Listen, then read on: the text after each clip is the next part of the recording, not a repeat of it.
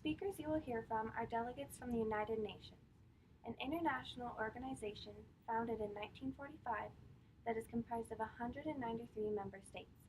The UN provides a forum for its members to express their views in the General Assembly, the Security Council, the Economic and Social Council, and other bodies and committees. By enabling dialogue between its members and by hosting negotiations, the organization has become a mechanism for governments to find areas of agreement and solve problems together. Today we will meet with delegates from the Security Council representing the United States of America and France to discuss the human rights issues currently occurring within the nation of Myanmar. We will now turn the time over to Delegate Larson of the United States to discuss this problem.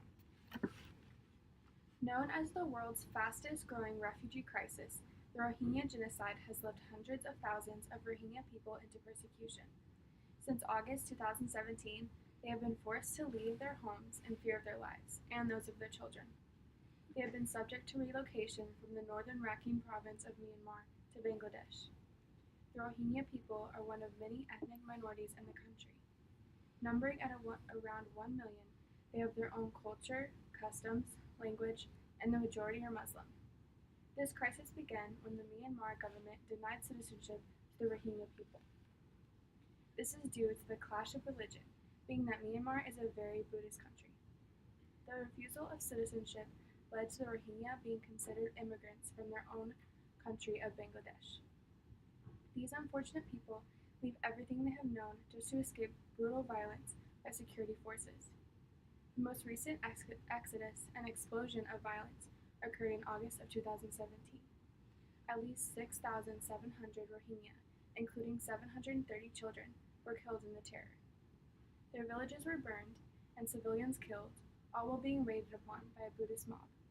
Accompanied by the very minimum of their possessions, they are taking shelter in camps on the Bangladesh border. The amount of Rohingya people living in these camps have increased by 379,000 people since August, making it a startling total of 687,000. The Rohingya genocide is an unmeasurable crisis, and we need to take action. The Council firmly believes that the Burmese government must be condemned and action must be taken in order to stop these atrocities. Because of the way that the Burmese government has handled the crisis, the United Nations Security Council hereby condemns the government and Republic of the Union of Myanmar and its military for its wrongdoing towards the Rohingya people. Additionally, the United Nations will work from today forward to improve the conditions of the refugee camps of Bangladesh and other surrounding nations, seeing as the rate of sexual and physical violence has skyrocketed since the crisis unfolded in mid-2017.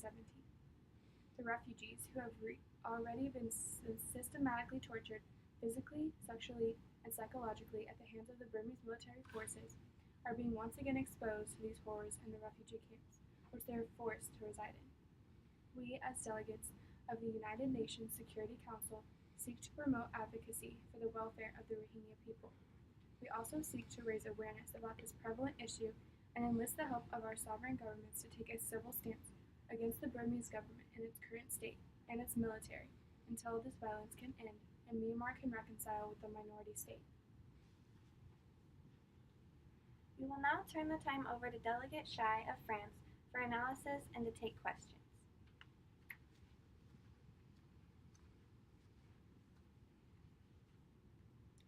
The United Nations has been examining the nation of Myanmar for the past 15 months, and over these 15 months, our human rights watchdogs have conducted a full-scale investigation of the crimes against humanity currently being committed against the Rohingya in the Rakhine State.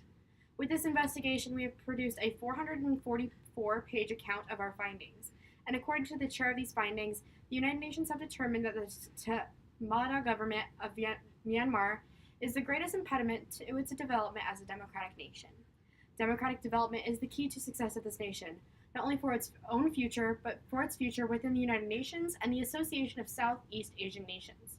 Additionally, the examination determined that the government has a larger involvement in the genocide than it originally anticipated. This comes down to the state counselor throughout the genocide, Aung San Suu Kyi, who is a Nobel Peace Prize laureate and has done little to advocate for the Rohingya and Rohingya welfare.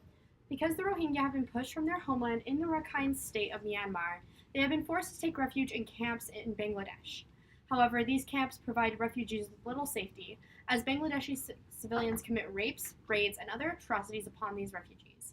Thus, I present to you the United Nations working threefold plan to better maintain refugee camps and help the Rohingya in this area.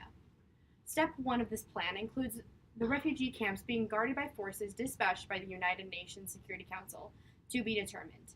Step 2 includes outside humanitarian groups being able to continue to send aid to the camps.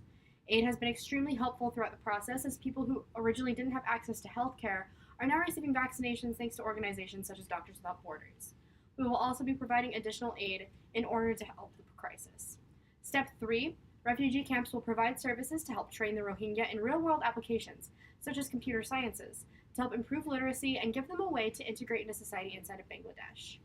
While this plan won't solve everything, it is a short-term solution to help decrease the amount of sexual assaults and theft happening within these camps, while still allowing the Rohingya to get a second chance of life that they deserve. Hi, so Hi. a couple questions for you today. So, in your opinion, as a member of the UN Security Council, how do you feel about the United States being involved in all of this? So, the United States needs to be involved in this because Myanmar's stability is significant to the United States. The nation is extremely important in not only Southeast Asia and their rise as a democratic government, but to the world as a whole. By allowing the Rohingya genocide to continue, America would also be abandoning its democratic values and directly supporting the persecution of innocent people, which is exactly why America should get involved, as well as other member states of the United Nations. Over these past months, the Rohingya villages have been completely decimated as these people are fleeing to Bangladesh. How will Bangladesh help support and house these people? While Bangladesh is trying to provide temporary home for Rohingya refugees, the camps are not suited for long-term civilization at the time. There is an overwhelming need for aid, and monsoon season is near, and so relocation of these growing camps is next on the list, but we did present a plan to try and help people either leave the camps on their own by providing them ways to learn new jobs, or to help improve the security of the camps. What is Aung San Suu Kyi's angle on how to recuperate the nation after all of this?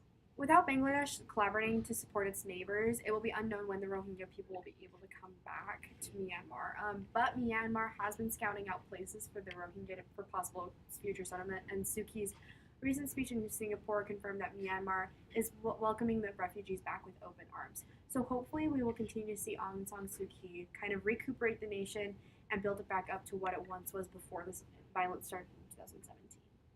Thank you. What will be the cost to the UN with the threefold plan that you addressed in your analysis? So basically, the threefold plan is up to the member states of the Security Council to come up with the, resources to provide funding for it, especially in that first part where we talk about providing security. It is up to the separate states of the Security Council to provide the security.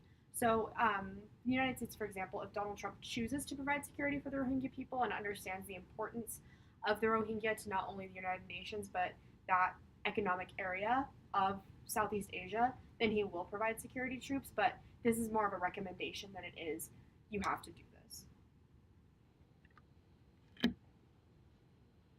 And with that, the press conference has concluded. Thank you all for coming, and we truly hope to see the Rohingya crisis solved in the near future.